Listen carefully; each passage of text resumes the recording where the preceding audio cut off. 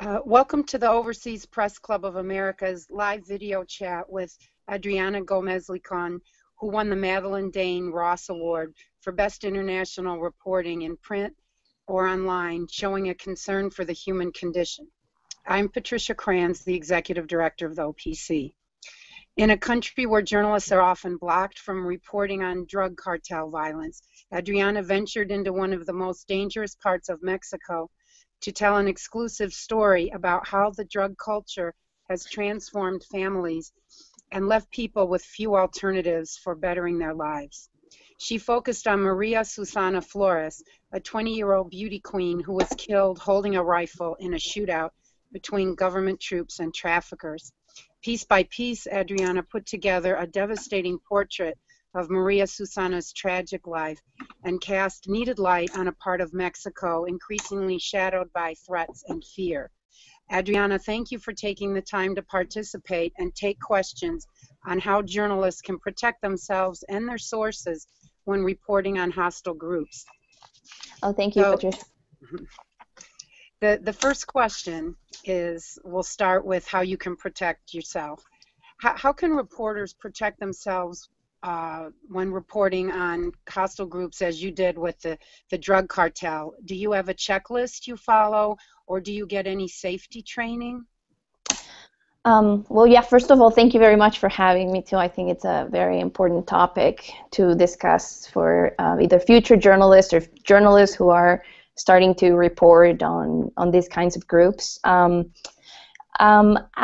don't have a per se checklist, but each reporter should sort of develop his own or her own method or methodology. So we do take some safety training for being AP reporters in Latin America, and we get refresher course. So I've taken that, and I find that some of the of course, some of the things don't apply to certain countries, and others do. There's a certain safety training for covering protests, for instance, than for covering drug cartels, or for covering a natural disaster, for instance. And we had actually all of those in Mexico, so I got the whole training. It's very useful for me. But some of the things that they do tell us is always have like an exit strategy, meaning that you know where the airport is all the time, you know where the highways are to go into a town and to get out of it. There should be 2 or 3 ways to get into a town.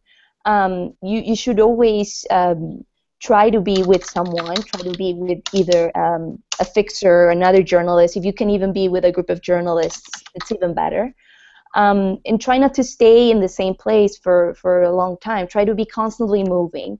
I follow those, as well as I don't tweet as much or do as much Facebook when I'm out reporting, because you actually never know who's reading it and who's following you. And I try to make contact with local journalists, but not too much contact, because we have learned of journalists who are actually who actually report to the criminals when you're in town, and they want to take your picture, and they want the criminals to know that there is an international journalist in town reporting on a certain topic. So you have to be mindful of that. So basically, it's a lot of information of the town, information of local media, and have an exit strategy. You can always go to the airport and get out of there if you don't feel comfortable. Okay. Do you travel with anybody else, a bodyguard or a local or anything like that? We always try to, at the AP, we have different formats, meaning, I've taken pictures too, but there's photographers and there's video journalists that we try to group together in order to report on certain stories. On this particular story, I was traveling with a photographer most of the time, and then he had to return to work on another story. But we try to group. We try to travel in a group when we go to specifically dangerous cities or to report on a dangerous topic. So if not, we also have a network of stringers or collaborators that we can contact, and if I want to go to an interview and I think that it could be dangerous for me, or I want to have someone just sort of paying attention to my surroundings while I can concentrate on the topic or on the interview, then I will do that. So I rely on other people, and I rely on my own co-workers for certain stories. Yes. Mm-hmm. Okay. What about technology? Do you use your everyday cell phone and computer when doing the reporting, or do you use temporary ones that are hard to trace? And I have to ask our moderator to stop typing, please. Okay. Thank you. Yeah, so I do use my cell phone. There's been some times where when we go to another country, and then we have one of those the burners that you can just, but that's mostly for having a local phone. But I use my own cell phone. There's some privacy concerns in terms of the location settings on your phone. You should always look at those, because there's been cases where journalists tweet something or share something on social media, be it a video or a photo or something, and then you can geotag it and see where that was posted, and sometimes you compromise your source that way. So you have to look at your phone settings in order to know that what you're tweeting and what you're putting on Facebook doesn't come with the location services. And I always do that when I travel. I always try to limit the amount of things that I share on my social media. I don't tweet, I'm here at this statue, or I'm here at this city, or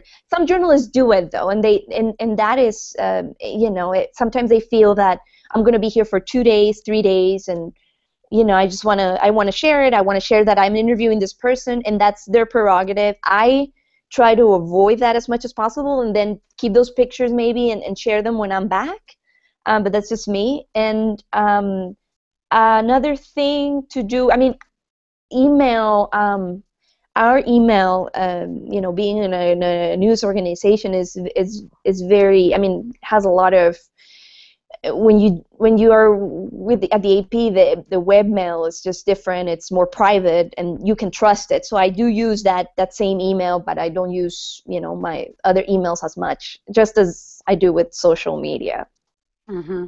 Well, do you think then, is that a risk for freelancers who don't work for a big organization such as AP, who would have to use their regular email account? Well, I think that I haven't heard of any problems with using, your regular email, but it's something that you should always, be concerned of, that you should always be changing your password, even on your Twitter accounts and on your Facebook accounts. I thought it was something I always do. I'm always constantly changing them and making them very, difficult in order not to be hacked. Not just for your own safety in terms of, being attacked by a criminal group, but also just for privacy issues, and, those of your sources. So they should always be concerned of that, of no one, hacking their email accounts, the ones they use for work and to communicate with sources. Mm-hmm. That's a very good point. What about other non-technical equipment, say bulletproof vests or anything like that? Do you use such things? Like what I said before, is that for certain kinds of stories, they do come in handy to have a helmet, to have a gas mask for protests, to cover protests. Like, for instance, right now I was just covering World Cup protests. I'm in Brazil. I'm in Sao Paulo.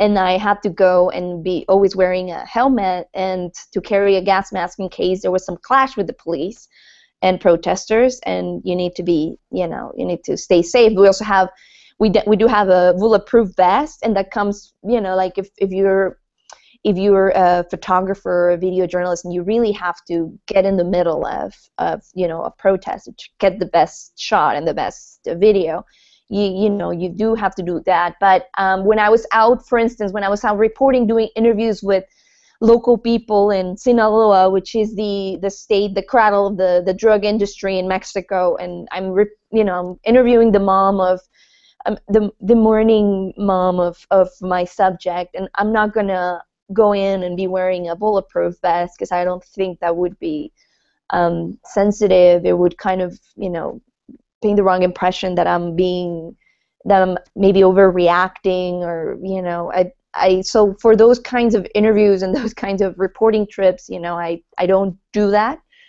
Again, it depends. If you're out reporting, even not only protests, but if you're out reporting a drug cartel seizing a town, where you're going to expect the military to have some to resist that, and then there may be some clashes with either the other gang or the army. Then you choose, okay, you know what, I am going to wear a helmet, I am going to take you know, my bulletproof vest. In this case, I chose not to, and other cases where I have interviewed more the victims of you know, drug cartel violence, I choose not to.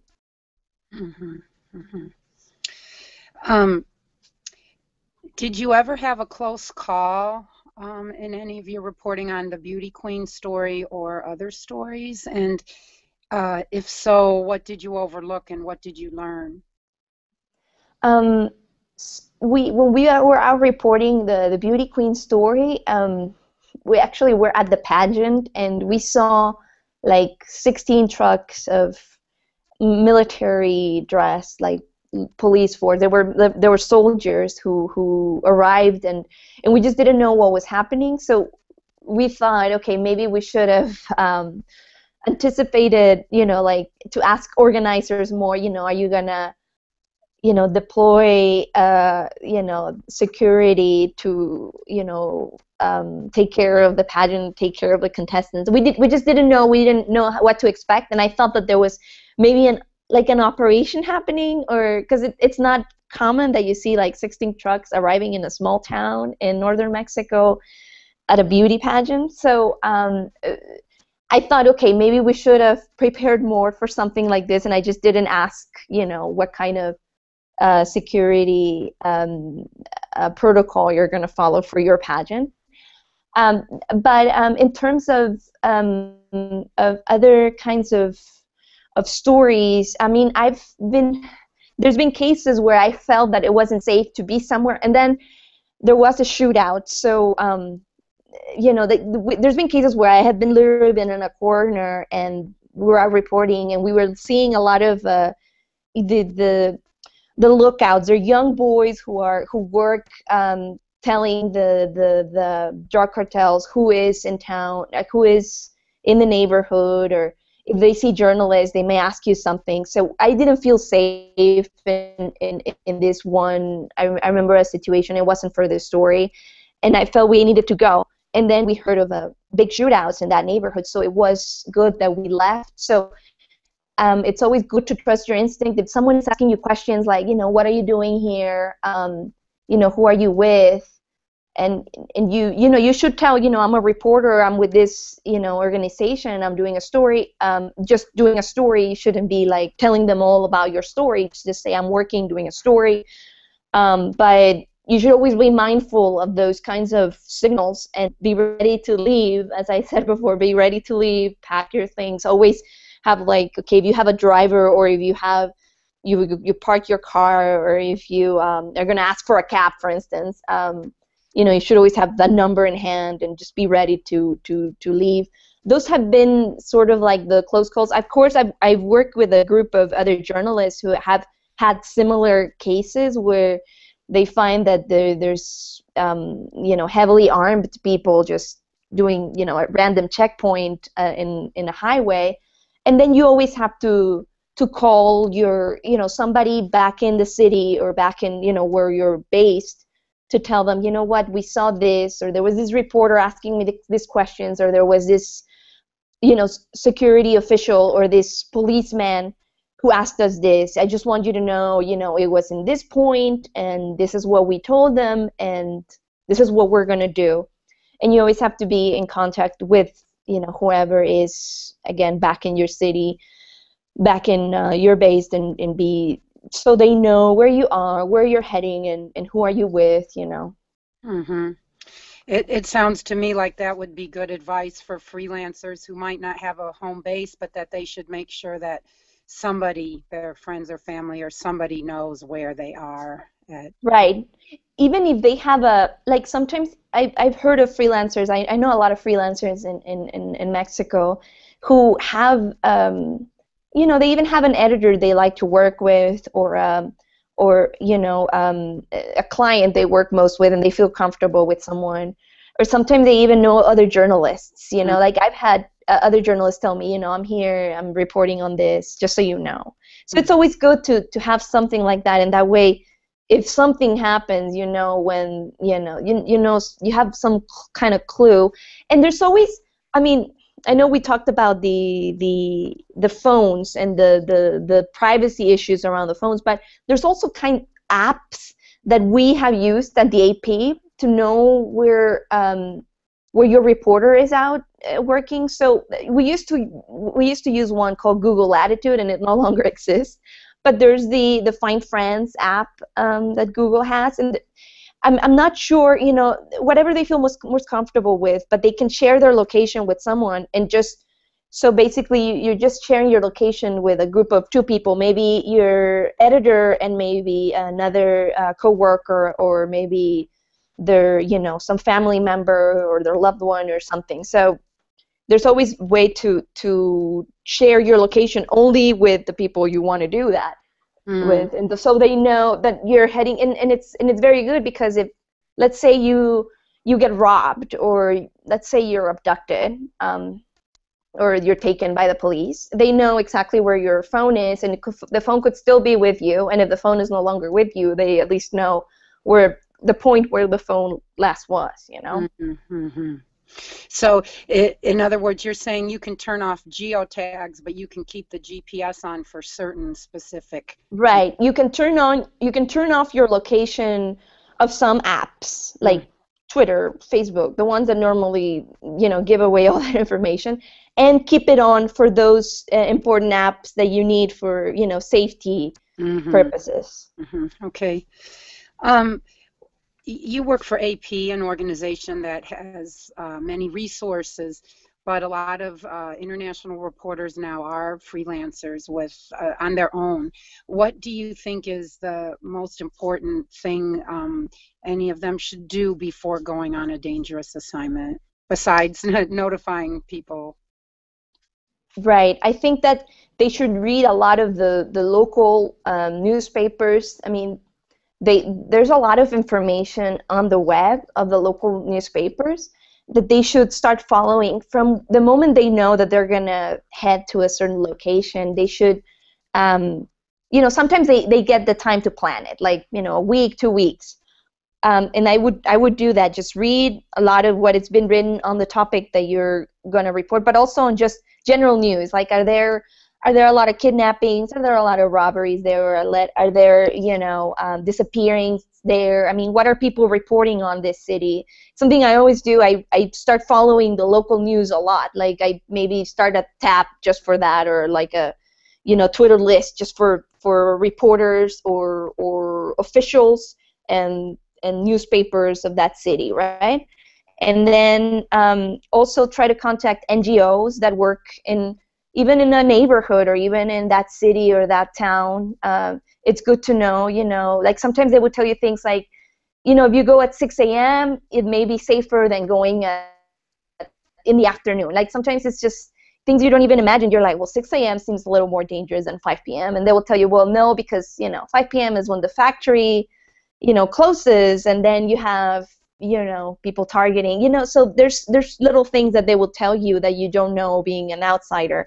So NGOs, local newspapers, it's something that freelancers probably already know, but maybe if you're becoming a, you know, if you're going to a new place, or like a place like Mexico or Central America, read a lot of the local newspaper, NGOs.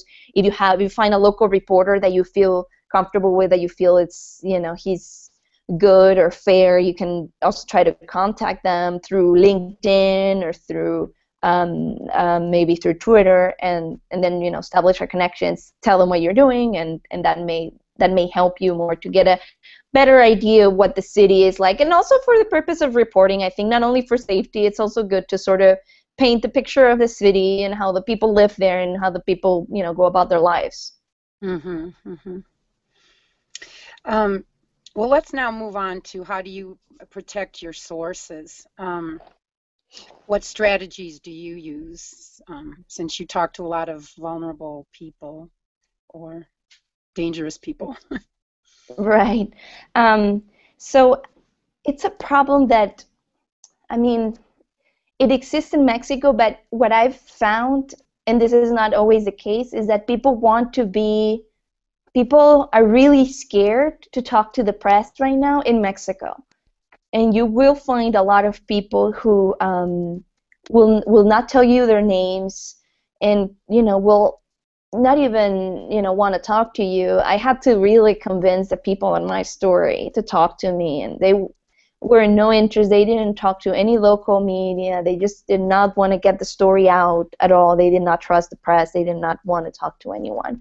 So sometimes I find that in Mexico, our sources actually do a much better job at protecting themselves than us. And if it's an official that has asked you for not to mention his name because either he's not authorized to speak, or it's a sensitive investigation, or he's not allowed to show you some file, then you of course have to avoid talking about that, about specific, like, let's say sometimes an official will tell me something, like he was talking to someone at a certain day, at a certain time, in a certain place. So when you go to another person and say, someone told me this, that you talk to them at a certain, so you avoid certain things and try to be mindful, okay, this person doesn't want me to reveal his name or many details about the investigation. So you have to be mindful of that. But I find that most of the sources in Mexico do a much better job at protecting themselves than we would think. There's been there's been a recent development with what we call the self-defense squads in Mexico. They actually are very outspoken, and they have been targeted more, but that's because they choose to. So they're sort of becoming these public figures, and you also have to, you also have to go with that. If they want to be public figures and they want to tell you what happened to them, then unfortunately, it really is what they're choosing to do, and all the media are reporting their problems and their struggles, and so unfortunately, that's it's happened where they are attacked or they are the targets, but they are choosing to be the outspoken leaders of a movement. But most of the other people who are not media savvy really do a much better job at protecting themselves than you would think. They would never give you their name. Sometimes they won't talk to you, and they won't let you in their homes. You go, so. Well, that brings us back to your beauty queen story. You used social media extensively to find her and relatives, and how did you keep those conversations private? And did Right. you identify yourself as a journalist on Facebook or whatever social media you used? Yeah, I always did, and I started this sort of network of friends and family of Maria Susana, because I found that somebody was, so basically her account wasn't easy to find, and no journalist had found her account. You know how it usually happens when there's big news, like somebody dies, and then they find their Facebook account and they start using the picture and they start using their Twitter. This wasn't the case with this beauty queen. So it took some searching of posts that were sort of, the rest in peace posts to find a link to her account. And then through that link to her account, which was also a very private account, she kept her Facebook account very, very private. Then I started sort of seeing who liked the certain pictures that she had posted that were on her profile. And the way I started making connections with these people is I always did identify myself as a journalist. So I started first seeing who were more approachable, like using Facebook a lot, or who looked like, maybe they wanted to share a little bit more about her life. And I started contacting her school friends. And what I always did is I didn't make those conversations public. They were private messages that were sent to the friends. And this was before an actual update that Facebook did. It's really good for reporters. It's a feature that allows you to send messages like emails, like to their inboxes, and that they would see it even if even if you're not friends. Oh, okay. So this is actually a new thing that wasn't wasn't still in place when I was out reporting this story, but that's something that you should always use. So it charges you like cents to send a message, but if it's an important message you want to send, you might consider just spending like 25 cents. I think it is. It depends on the person, but I started connecting with them so that they only would see my public profile, meaning that just basic things like my public profile photo and my cover photo and just basic information about me, not even photos of my family, nothing. So I started contacting through them like that. They could see my messages and they could see only my public information, but they knew I was a reporter, and it never compromised my safety, actually. So I started talking to them like that, and we started like chatting, and I wanted them to know that I was like a reporter, and then and I was like I was very interested in her life and very interested in the lifestyle of the beauty queens, and so they started sort of feeling comfortable, and we did this chat like couple weeks even with families, friends, until I got a call from a friend of the mother, who was like, "What are you doing?" He was like, "Okay, like, what are you doing?" And then it took some convincing phone conversations with the friends of the mom, and then the sister of the mom, and then the mother. It was kind of like actually like building trust, like virtually on the phone, and then eventually, I mean, you use your same techniques, like you want them to know that you feel, you're saddened by what happened. It's a tragedy that a 20-year-old woman died that way. It's a tragedy what happened, and they want you to know that you're human too, and that you're interested in the life of, you're not just going for, the sensationalism. You really want to tell the story, and they understood that, and I sent them previous stories that I had done and other drug violence victims, and they liked my work, and they felt that, they wanted to tell their story. So that's how it sort of happened. But they should know that sometimes journalists are like, "No, I'm not using my Facebook for work." And I'm like, "No, like, don't rule it out. There is ways that you can still protect yourself, and that you can just choose to, for them to see like that you exist on the social media. You exist, but you're still private." And even if they sometimes they're like, "I don't want them to know that I have a social media," but if they Google you, they will find you anyway. So it really, journalists shouldn't really rule it out. Mm-hmm. That's very interesting. Are the cartels also using social media to ferret out information, or even to intimidate or monitor reporters? Yes. I'm not sure if to monitor reporters, but they use it to recruit, I think, and they use it to flaunt their lifestyles, to sort of create this image of themselves as powerful, almighty, and just to create a brand. They use social media that way. Of course, it's always very difficult to know like who is behind a certain account, because there's been cases where somebody becomes sort of like a social media celebrity of the drug cartels, and then you see a lot of those accounts opening up, and you don't know if they are all of the same guy or the same person. They could be, and he just has many to protect himself, but you just don't know. So I've actually had like conversations on again, like the private way, like we're not friends, and they're just sort of emails with people who identify themselves as killers or as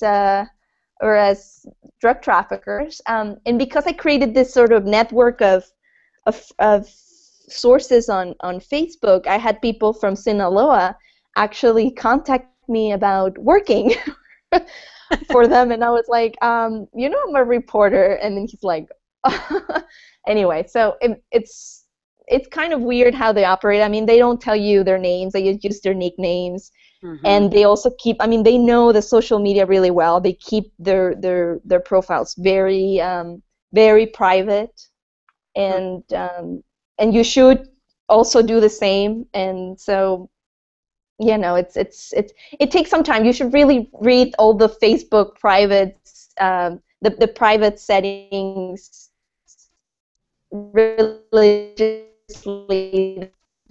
Change every like 3 months, so you should always sort of LinkedIn for journalists and know what they're going to change, and you have to be, you know, careful about how to go about certain things on those sites. Okay. Did any of the messages scare you from the cartel? No, I mean, no, they never threatened.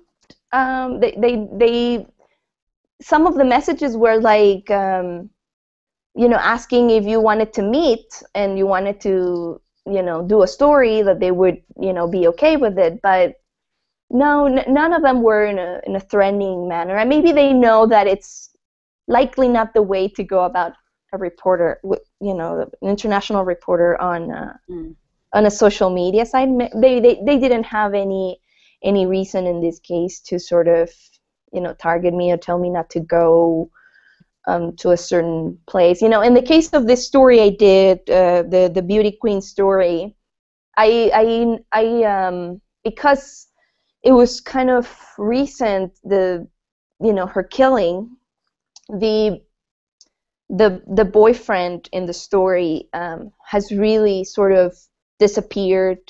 We have not been able to, I mean, we weren't able to find him or his people, and he is one of the ones that is sort of like old school, that doesn't really do social media as much as the new younger guys. So we, you know, maybe his people were also like probably saying, you know, let's be quiet for now, and it's a fresh case, like let's not do anything about, you know, anything. They still went, the way they went about this story and about this case is all they did to sort of mourn for this beauty queen was they hang banners saying, you know, that the military had killed her and that she was an innocent person, and they hang all these banners all over the city, and that's something that the cartels do to communicate or intimidate their rivals. So all they did was that. That was the most threatening thing, you know, that. But because my story was kind of told in a way that it represented, I mean, it sort of told their that, you know, what had happened, in the fact that, you know, she her life was, you know, she was a university student, and she was you know, a beauty queen. She was involved in, like, she had a whole social life. It sort of told this side of her. Some people thought, you know, I was defending her and defending her lifestyle, and some people thought that maybe I was also stigmatizing her. But in this case, probably what this person and the boyfriend thought was that, you know, it honored her in a way that, you know, to tell her story and what had happened. So maybe I'm thinking there was no real reason or motive to target me in that way. I mean, I know that a lot of people in the town share the story, and it was kind of like, because I spoke to family members afterwards and friends, and they were all telling me about the story and what, you know, it was sort of like the talk of town for a little bit. And but I, you know, and in this case, I don't think there was any reason for them to target me, for the criminals to target me. Did you omit anything from your story out of concern for your sources?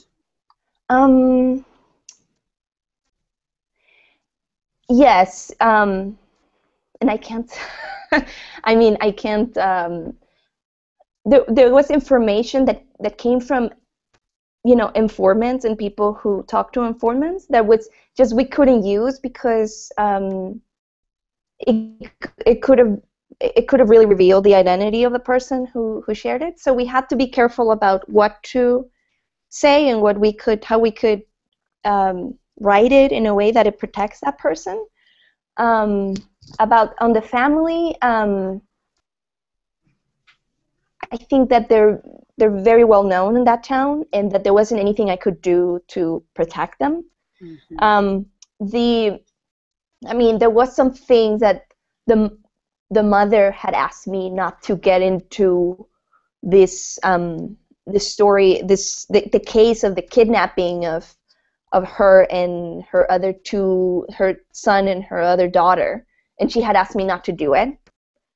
And I chose to do it because it was a public case, and I got confirmation from somewhere else, and I thought it really added to the story to tell that they were already, that Maria Susana was already involved in this world where you worry about your safety and kidnappings and drugs and violence as much as you worry about crowns and dresses and bathing suits. So it was kind of like it was important for the story. So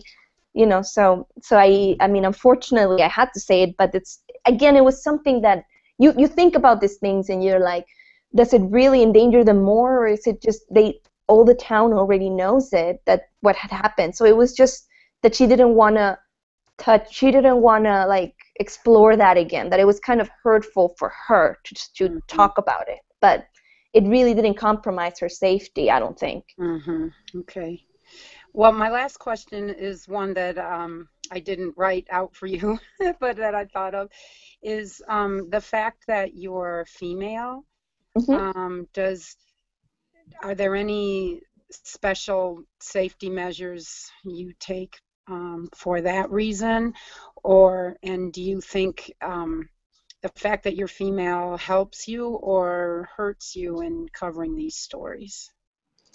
I don't think in this kind of story, I think it helped me that I was a young woman, that I could sort of relate to mm-hmm.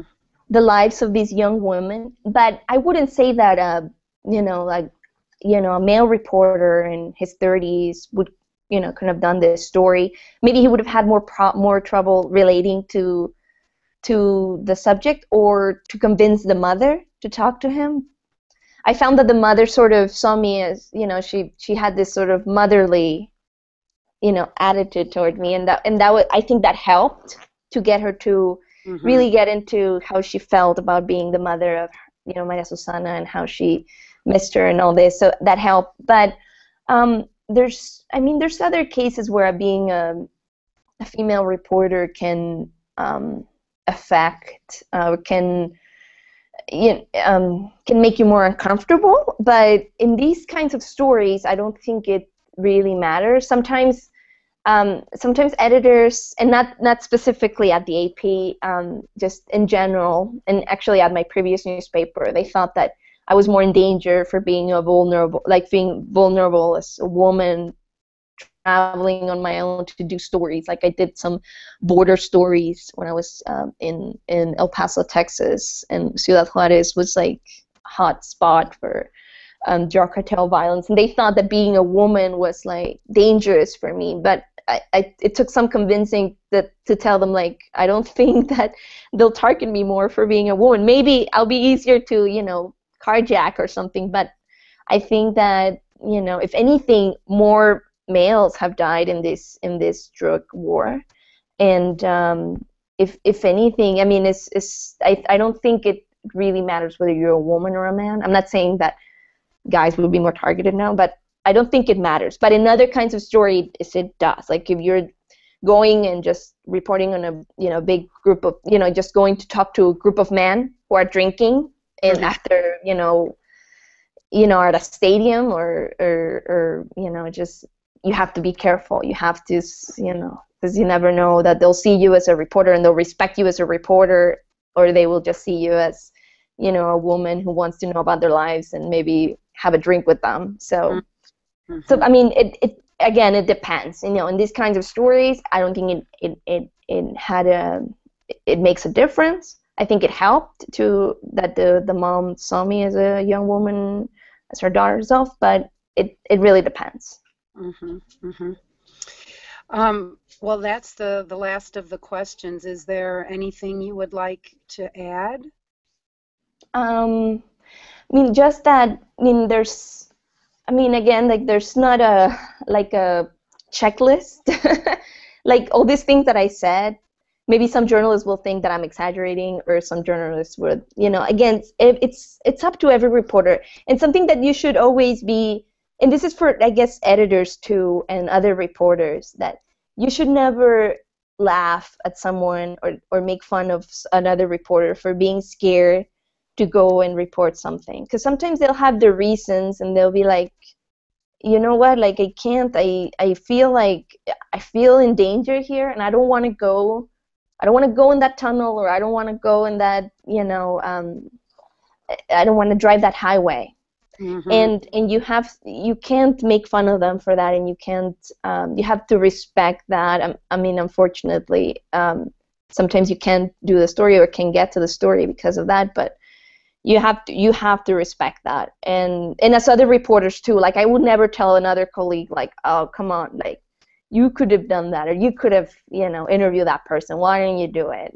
So it's every reporter's decision to do and to go and do a certain thing, or go and report on certain topics. If they don't feel comfortable, you have to respect that. Mm-hmm. I think that's the only thing. And if they feel uncomfortable, they should always tell someone too, and they shouldn't feel like pressure to do something, and they shouldn't feel like, you know what, if I can't really tell them no, because they spent all their money to send me here, and now I have to just do it and go knock on that door and interview that person. And don't, it's your life. And somebody who's been in Mexico for a long time too also told me, this is Dudley Alhouse, formerly from the Houston Chronicle, now with the Wall Street Journal. He's been in Mexico for a long time. He told me once, don't get killed for color. That's another thing. Like, don't, I just want to go and see that plaza and see how it is. It's like, no. They killed, they had a massacre there last night. Maybe you shouldn't go. So don't get killed for color, So mm-hmm. That's something I always remember, that thing he told me, that this was before a mass, refugee situation in a city in northern, in like the border of Texas, and the whole town had fled. Like 300 people were living in a shelter after there was like massive shootouts in their town, and we wanted to go to that town where it had happened. And he was like, wait a little, go to the shelter, talk to the people, wait to go to that town, don't get killed for color again. You can get the stories by talking to the people who are at the shelter, instead of going and seeing what it is that it's happening. Who is going to talk to you, the bullet, so so again, that's one of the things that I would tell other reporters who are thinking of reporting in Mexico or Central America. Mm-hmm. Well, and it echoes your other point of trust your instincts. So you have to let others trust their instincts as well. Yes. Right. Well, thank you very much, Adriana. This was very, very, very informative, and we really thank you for participating. Oh, you're welcome. Thank you, Patricia, for having me, and I hope it helps other reporters before they go to report on hostile groups or dangerous cities. Okay. Thank you. Bye-bye. Thank you. Bye-bye.